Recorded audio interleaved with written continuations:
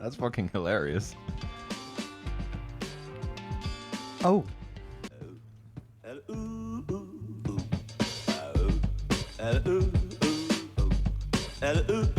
Can we get ready? Yeah. Can we go? Hey, man. Background beats by Blockhead and Elliot Liphead. Don't Worry, Be Horny is this track right now. It's called In the Nude, this album. Secret House Against the World. Secret House Against the World. The world, Craig. World. World premiere. World premiere. Yeah, man. Tokyo-based hip-hop art. Oh, that's Mega Late Show. Tokyo-based album reviews and conversations. Today, we are going to be reviewing an album by Moor Mother. Moor Mother. And I have my notes here if you'll give me just a moment. Yeah, please go out and check out the other stuff. But today we are reviewing Moor Mother's newest, I think this is the newest album. That 700 Bliss might have came out before it or whatever. But Jazz Codes, 18 songs, 43 minutes. And this is, yeah. As I like to start, let's discuss a little bit about what we know about Moor Mother before we get into this album in particular. What about, like, you guys know that Brass, the album Brass was my intro, and I think that I got a hold of that because of a Billy Woods feature that showed up on my timeline a few years back. Last year, Black Encyclopedia of Air was one of my favorites of the year, but I don't think it quite made my top 10. I am a fan of, I think her name is pronounced Kamae Ayewa. I'm not sure how to pronounce her name, but she is a poet artist from Philadelphia. Black Quantum Futurism with her partner Rashida Phillips, and yeah, I'm a fan. I'm a fan of Moor Mother, and I also am a fan of Afrofuturism. Oh yeah, a lot of that. Yeah.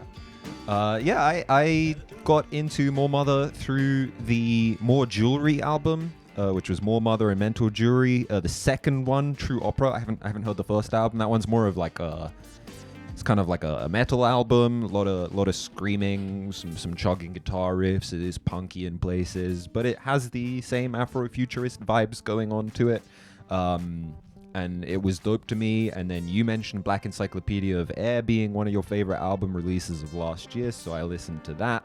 And yeah, like 8 months later, she's got this new album out. Like a very prolific artist who's releasing some very like considered and complex music very quickly. And let me say, this is my first time hearing about this artist. Thank you guys for introducing me, because let me tell you something, buddy. This album right here was great. Are we getting into it? I'm sorry. We can get into it. Yeah, let me tell you, this album was great, man. This is not what I expected. When y'all introduced this album, I was like, Moor Mother, what the hell is this going to be? But I think that was your take in the group chat. He said Moor Mother, and it just said Yeah, no, it wouldn't. You had like 7 M's. And I was like, word. Let me tell you something. I rail against rappers who try to be poets because they don't really hit the essence of poetry. They don't really have a structure for poetry. They don't really present it in a poetic fashion. I mean, rap and just slam poetry and poetry, I look at them differently.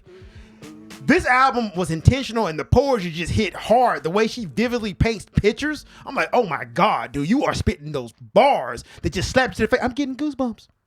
Hey, I like that. Because, That's the aircon. It could be.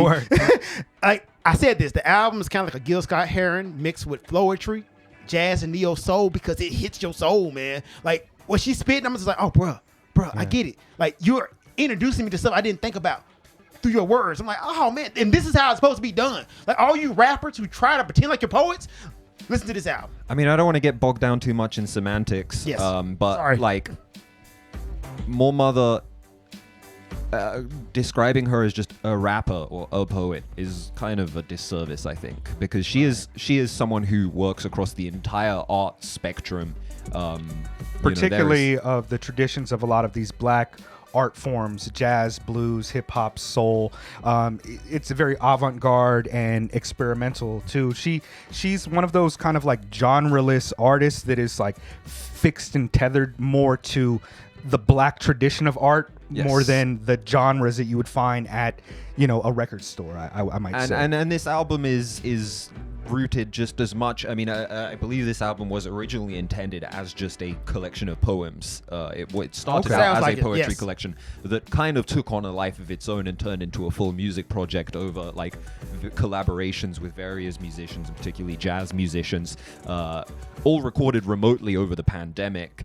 And you know, genre is like very much like an instrumental kind of exploration in this record, because it is not bound by genre, but it is very much an album about jazz as a genre and what jazz means, quite literally down to the monologue at the end about I love that the monologue. etymology of jazz and the meaning of jazz. Thomas and this- Stanley. the sexuality and kind of promiscuity and kind of dirtiness of jazz. Yeah, go off. No, I agree, and one of the kind of central tenets, at least from what I've read about Moor Mother, is that she is an Afrofuturist, which is you have to, when you're talking about like these traditions and where they come from, to project towards Afrofuturism is to take these traditions and not try to continue them for what they were or what they meant, or to romanticize what they were, but to project into the future of what they can mean for Black expression and the way that we define ourselves and the way that we see ourselves. And one of the big reasons that, I mean, what was the name of her group? It's called Black Quantum Futurism. Yeah. And she's very interested in the idea of time and how, I mean, like, outside of the actual, like, each song and what it means, like what she's trying to do with her music and trying to express is of tremendous value to me as a person who rocks with Afrofuturism, much more than I romanticize about like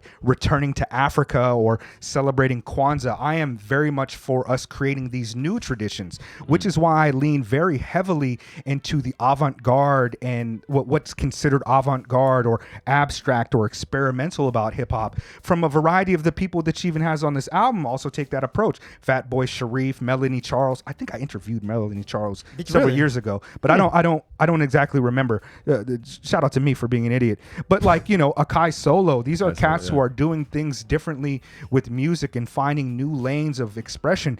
And Moor Mother is on the, what an apt name, you know, what an apt name that she uses, Moor Mother, just to kind of quantify and put these things in time for us to imagine and to elicit new feelings and give us those goosebumps, man. That Like this, shit, Mega. this album, I mean, before I even get into like the specifics of songs and things that were said on the album, like whenever I turn on her music, it feels like an experience. You know, people say that when you listen to Kendrick Lamar, like you put it on and you wait to have an experience. Her music very much for me is an experience album. It's very experiential. Totally agree. I like to, like when I put this on for the first time, I came in here, I opened the window, I let the humidity in, and I sat down and I just drank a cup of coffee and listened to it kind of dead center in the speakers to try to catch to see if it was giving me some type of mood or vibe. And she's consistently reliable at sparking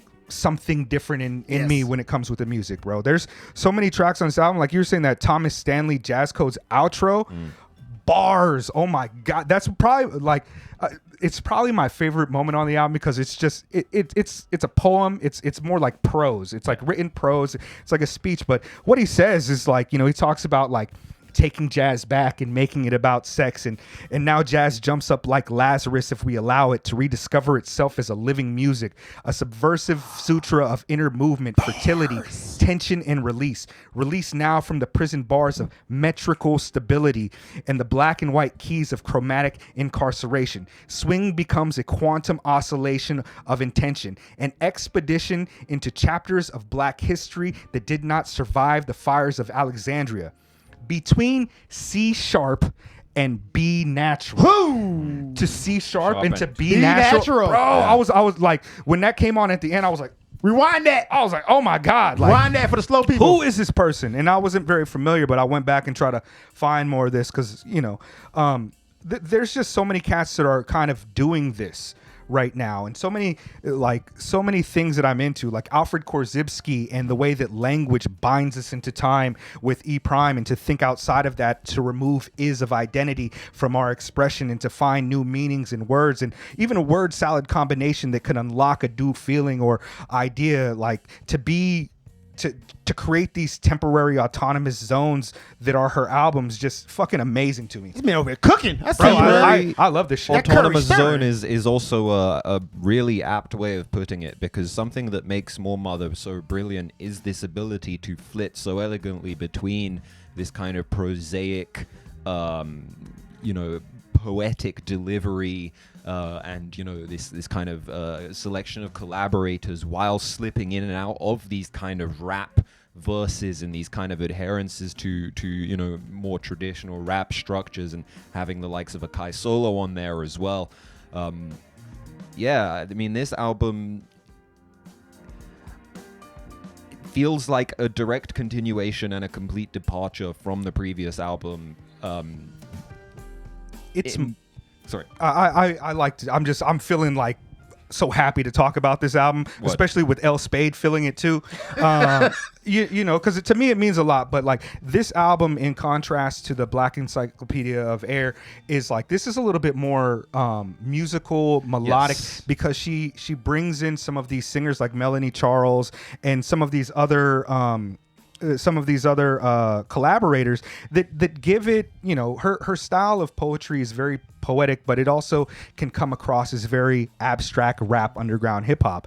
I mean, I know a lot of people that listen to her and be like, is that a dude? Is that like a rap or whatever? I thought it was a dude. I mean, it happens, but like this album, there's just something different about it. Even like Fatboy Sharif, who is a phenomenal artist, and I can't wait till he puts out something new so we can review it. But just that song Blues Away, where he's just like, I took the blues away, and he's like wailing in the background while she kind of like, that combination just is a very different thing that I've almost ever heard. It's but it sounds familiar. Yeah, because it's got like a Delta blues thing going on. You've got that howling. It's it's R.L. Burnside. It's Howlin' Wolf. It's Robert Johnson.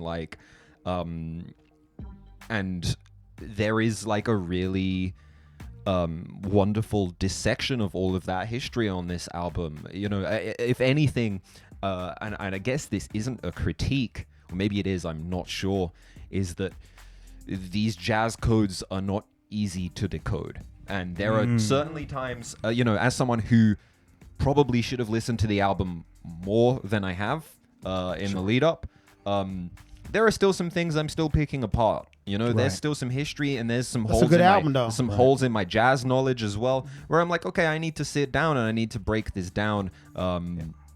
Analytically, and this is absolutely not an album for everyone. But can I say, I'm sorry, I didn't mean to cut you off, but can I say, don't let that stop you from listening to absolutely, it, guys. no, this is absolutely an album that should be listened to. People get intimidated by a lot of like the concepts of albums. Don't let that stop you from listening to this beautiful work, right? If you don't get the concepts, it's okay. It's okay not to know. Go back and read it, and this is why this album is great. You can go back and get some jazz theories and concepts with this, so don't let that intimidate you. It's Listen also to the album. not that long. It's about 45 minutes long. Yeah. It's pretty brief. I think it gets a lot of ideas and concepts across. Yeah. As an album that 18 songs doesn't like set out to be, movements. but certainly serves as like a chronology of sorts, a documentation, and a very loving tribute to jazz and its place in this kind of black tradition. It gets a lot across in a short time, and it doesn't feel, it certainly doesn't feel overlong or overblown, or you could make the case, I guess, for it being overstuffed for the sheer number of collaborators and people involved on it. But I think Moor Mother's voice and doesn't feel like it though, and the overall theming of it allows it to feel very cohesive and consistent from start to finish. There's a very clear through line from the first track to the last track. I'm a big fan of the idea that like reality is non-simultaneously apprehended. Sometimes you listen to something and you get this idea implanted and you kind of follow through, and it doesn't really click until a later point in your life. And that's how I feel about like a lot of art. But for this, I feel like there very much is an intention for some of these things to be picked up a little bit later.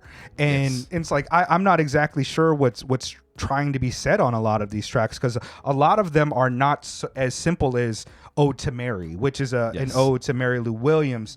And even on that, it's like it's an ode to her, but then at the end, it's like talking about Dizzy Gillespie. Yes. And it's just like, what does it all mean? Is that even important?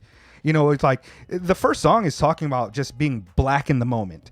And sometimes like you just get a moment in this album that connects with you, I think, on this, I don't want to say spiritual or get very metaphysical with it, but there's something that speaks to the condition of people who grew up around this music, and something that speaks to the condition of people who are familiar with a certain experience. Yes. And with Moor Mother, a lot of that is deeply rooted in the black experience and some of the things that she says in her lines, whether it's something as simple as you think really saying something beyond fuck that and I'll kill you, I can't feel you. Like, there's just so many lines on this thing that are like, what does it mean in the greater context of the art?